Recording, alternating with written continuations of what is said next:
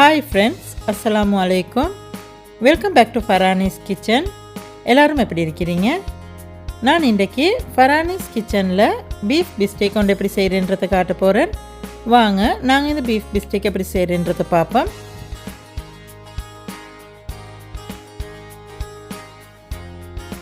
எங்கட இந்த beef bistek செஞ்சு கொள்றதுக்கு நான் இன்றைக்கு அரைச்சு எடுத்துக்கிறேன்.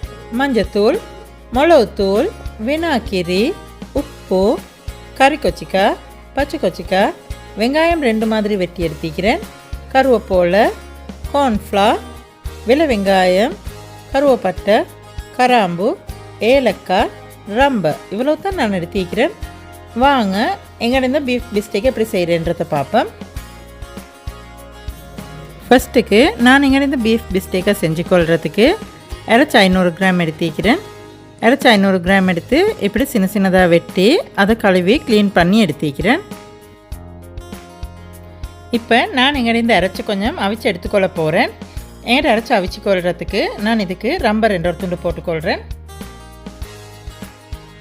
அதுக்கே நான் கருவேப்பிலை கொஞ்சமும் போட்டுக்கொள்கிறேன்.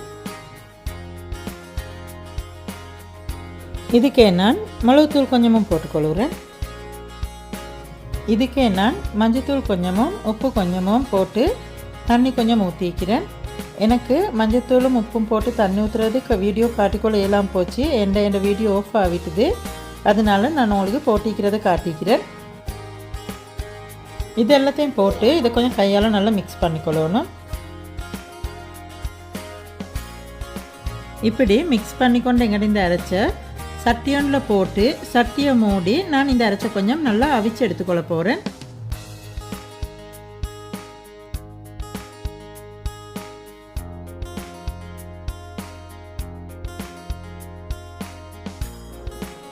எங்களோட பீஃப் கொஞ்சம் கொதிச்சு கொண்டு வருவது, நான் இதை மூடி எங்களோட பீஃப் நல்லா வெந்து வர காட்டி இதை கொஞ்சம் அவிச்சு எடுத்துக்கொள்ள போகிறேன்.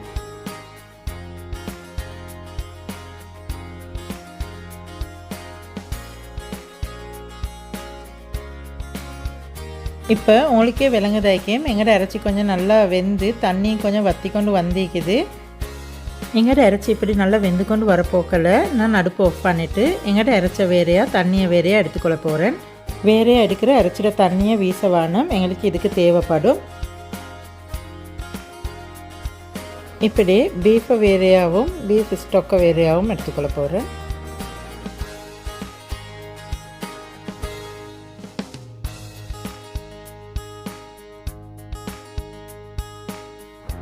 இப்படி பீஃபை வேறையாக எடுத்துட்டு நான் இதில் பீஃப் ஸ்டொக்கனா வீசரில் இது எனக்கு தேவைனால நான் வேறையாக எடுத்து வச்சுக்கொள்கிறேன்.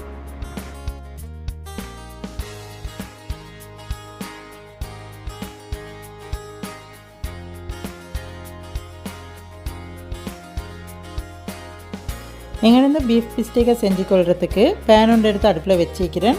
எங்களோட பேன் ஹீட்டாகி கொண்டு வரப்போக்கில் நான் அதில் 1-2 டேபிள் ஸ்பூன் ஆயில் ஆட் பண்ணிக்கொள்கிறேன். எங்களோட ஆயில் கொஞ்சம் நல்லா ஹீட்டாகி கொண்டு வரப்போக்கில் நான் அதுக்கு கருவேப்பிலை கொஞ்சம், ரம்பை 2 துண்டு, கருவேப்பட்டை 2 துண்டும் போட்டு இதை கொஞ்சம் நல்லா மிக்ஸ் பண்ணிக்கொள்ள போகிறேன்.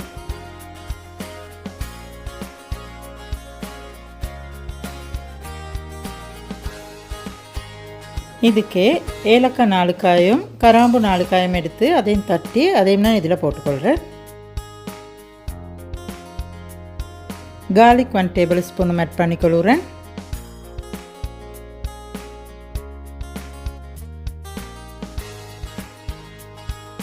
சின்ன வெங்காயம் 5-6 காய் எடுத்து அதை நல்லா சின்னதாக வெட்டி அதையும் போட்டு இதில் நல்லா மிக்ஸ் பண்ணிக்கொள்ளணும்.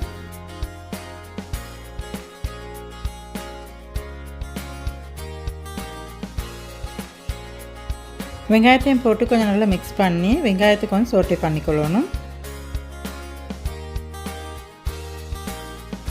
எங்கள்ட வெங்காயம் கொஞ்சம் நல்லா வசங்கி கொண்டு வரப்போக்கில் நான் இதுக்கு அவிச்சு வச்சு எங்கள்ட இறைச்செல்லாம் போட்டு அதுக்கும் நல்லா மிக்ஸ் பண்ணி எங்கள்ட இந்த வெங்காயம் மிக்ஸின் அரைச்சி எல்லாம் நல்லா ஒன்றுக்கும் மிக்ஸ் ஆகி எங்கள்ட இந்த அரைச்சி கொஞ்சம் லைட்டாக ஃப்ரை ஆகி வரக்காட்டி நான் இதை கொஞ்சம் நேரம் குக் பண்ணி எடுத்துக்கொள்ள போகிறேன். எங்கள்ட இந்த பீஃப் கொஞ்சம் ஃப்ரை ஆகி கொண்டு வரக்காட்டி நான் எடுத்து வச்ச பீஃப் ஸ்டாக்கில் மிக்ஸ் இன்னொன்று செஞ்சு கொள்ள போகிறேன். வாங்க அதை எப்படி செய்கிறேன்னு பார்ப்பேன். இப்படி எங்கள்ட இறைச்சா வச்ச தண்ணியை நான் வீசாமல் வேற ஒரு கப்பில் ஊற்றி வச்சுக்கிறேன். எங்கள்ட இந்த பீஃப் ஸ்டாக்குக்கு நான் கார்ன்ஃப்ளவர் மிக்ஸினோடு செஞ்சு கொள்ள போகிறேன். வாங்க அதை எப்படி செய்கிறேன்னு பார்ப்பேன். இதுக்கு கார்ன்ஃப்ளவர் எடுத்துக்கிறேன்.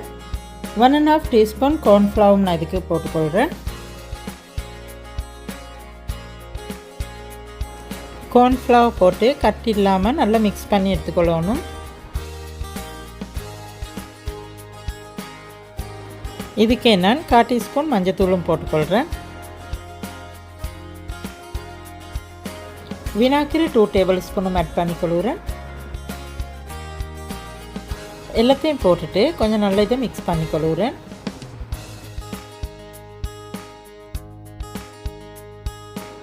இப்போ என்னோடய பீஃப் எல்லாம் லைட்டாக ஃப்ரை ஆகிக்கொண்டு வருவது. எங்களுக்கு இது மிச்சம் ஃப்ரையாக தேவையில்லை. இந்த வெங்காயம் மிக்ஸின்ற ஃப்ளேவர் கொஞ்சம் இறைச்சியில் மிக்ஸ் ஆகி வந்தால் போதும். எங்களோட பீஃப் எல்லாம் இப்படி லைட்டாக ஃப்ரை ஆகிக்கொண்டு வரப்போக்கல இதுக்கு நான் 3 பச்சை கொச்சிக்காய் எடுத்து இப்படி நீட்ட ஷேப்புக்கு வெட்டி வச்சிக்கிறேன். அதையும் நான் இதில் போட்டுக்கொள்கிறேன். இதுக்கே நான் கறிக்கொச்சிக்காய் 2 எடுத்து இப்படி ரவுண்ட் ஷேப்புக்கு வெட்டி வச்சிக்கிறேன். அதையும் நான் இதில் போட்டுக்கொள்கிறேன்.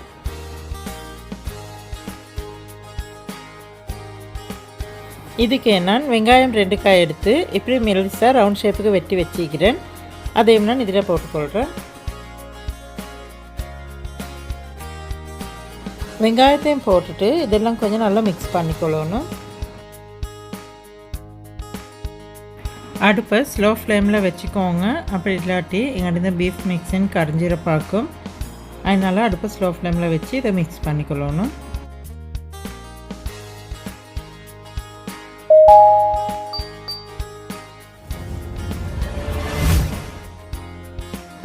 இதுக்கு நான் 1 டேபிள் ஸ்பூன் மிளகுத்தூளும் ஆட் பண்ணிக்கொள்கிறேன். நான் இதுக்கு மிளகுத்தூள் கூடியாக தான் போடுறேன். ஏனெண்டா பீஃப் பிஸ்டேக்குக்கு வினாக்கிரியும் மிளகுத்தூள் டேஸ்ட்டும் தான் மிச்சம் வரும். அதனால நான் கொஞ்சம் கூடியாக போட்டுக்கொண்டேன். உங்களுக்கு மிச்சம் காரம் வேணுமென்னு நினைக்கிறேன்டா நீங்கள் கொஞ்சம் குறைச்சி போட்டுக்கோங்க. உங்களோட காரத்துக்கு ஏற்ற மாதிரி மிளகுத்தூள் போட்டுக்கோங்க.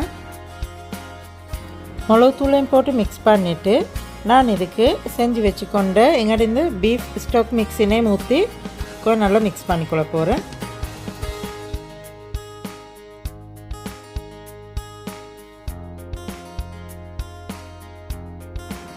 இப்போ இப்படி மிக்ஸ் பண்ணிவிட்டு இதுக்கு உப்பு போதுமானு பாருங்கள். உப்பு போதாட்டி உப்பு கொஞ்சம் போட்டுக்கோங்க.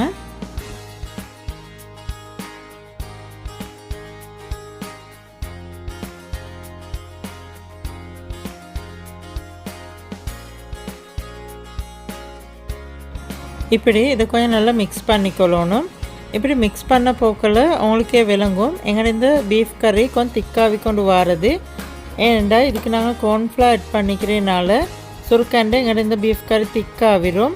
இதை கொஞ்சம் நாங்கள் ஸ்லோ ஃப்ளேமில் வச்சு குக் பண்ணிக்கொள்ளணும். இப்படி எங்கள் இந்த கறி திக்காகி கொண்டு வரப்போக்கில் அடுப்பு ஆஃப் பண்ணிவிட்டு நாங்கள் எங்களோட கறியை அடுப்புலேருந்து இறக்கிக்கொள்ளணும்.